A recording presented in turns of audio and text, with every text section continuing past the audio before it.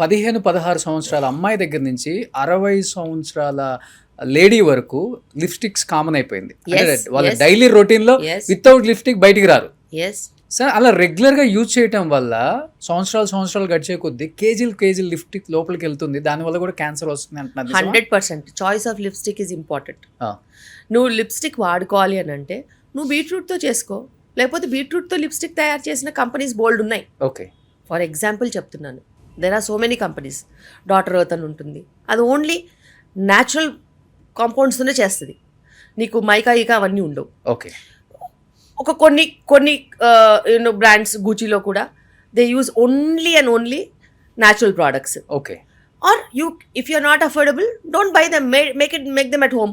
Okay, నువ్వు beetroot juice with some thickening agent use చేస్తే you will have so much of this in 5 rupees.